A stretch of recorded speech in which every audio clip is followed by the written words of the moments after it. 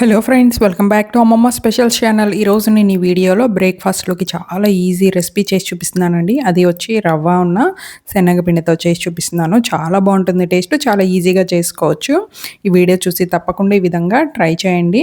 ఇప్పుడు తయారు చేసే విధానం కూడా చూద్దాము. ఇందులో వేసుకోవడానికి కూరగాయ ముక్కలన్నీ కట్ చేసుకొని తీసుకోండి. నేను ఇక్కడ పెద్ద సైజు ఉల్లిపాయ ఒకటి, క్యాప్సికమ్ ఒకటి, అలాగే క్యారెట్ ఒకటి, ఒక 2 పచ్చిమిరపకాయలు, ఒక టమాటా, కొద్దిగా కొత్తిమీర, ఒక హాఫ్ ఇంచ్ ఉన్న అల్లం తీసుకున్నాను.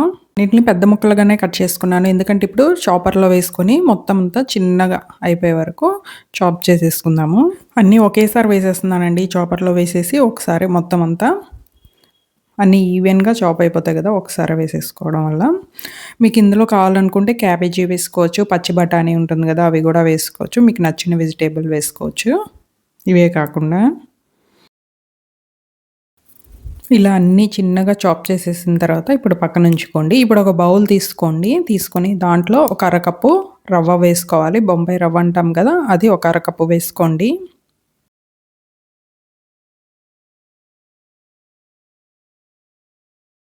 అలాగే దీంట్లో ఒక అరకప్పు శనగపిండి కూడా వేసుకోండి.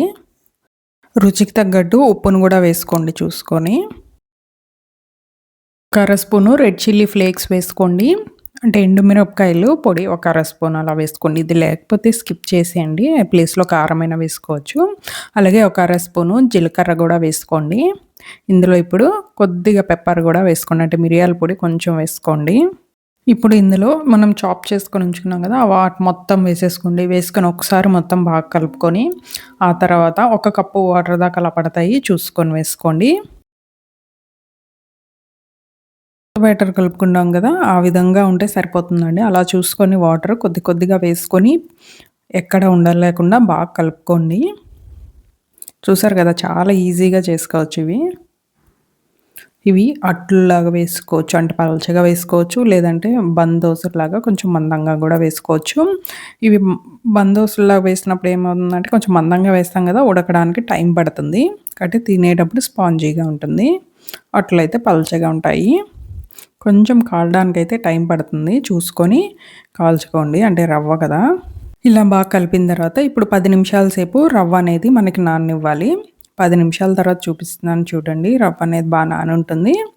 ఇవి మీ ఇష్టం, ఎలాగైనా వేసుకోవచ్చు. కొంచెం బందోసులాగా లావుగా అయినా వేసుకోండి, లేదంటే పల్చటి అట్లలానే వేసుకోండి. కొంచెం మందంగానే వేస్తున్నాను. అందుకోసం నేను ఇక్కడ తాలింపు పెట్టే గుంత కడాయి ఉంటుంది కదా, అది తీసుకున్నాను. దాంట్లో ఒక స్పూన్ ఆయిల్ అలా వేసుకోండి. వేసుకొని ఒక 2 గరిటెలు పిండిని వేసుకోవాలి. ఇలా వేసుకొని పైన మూత పెట్టుకోండి. పైన కూడా మనకి ఆవిరి కొద్దిగా ఉడుకుతుంది. గ్యాస్ని మీడియం ఫ్లేమ్లో పెట్టుకొని ఉడికించుకోండి.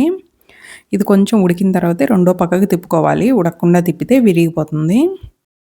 ఇలా ఒక పక్క కాలిన తర్వాత నెమ్మదిగా రెండో పక్కకి తిప్పుకోండి.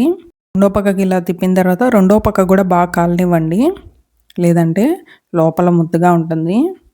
2 పక్కలు ఇలా బాగా కాలిన తర్వాత ఒక ప్లేట్లోకి తీసేసుకోండి. ఇదే విధంగా మిగతా అన్నిటినీ వేసుకోండి. ఇది మీకు నచ్చిన ఏదైనా కొబ్బరి చట్నీతో, పల్లీ చట్నీ వాటితో తీసుకోండి, చాలా బాగుంటుంది టేస్ట్.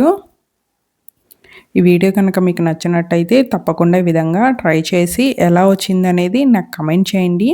నచ్చినట్టయితే కనుక లైక్ చేయండి. నా ఛానల్ని సబ్స్క్రైబ్ చేసుకోకపోతే సబ్స్క్రైబ్ చేసుకోండి. బాయ్.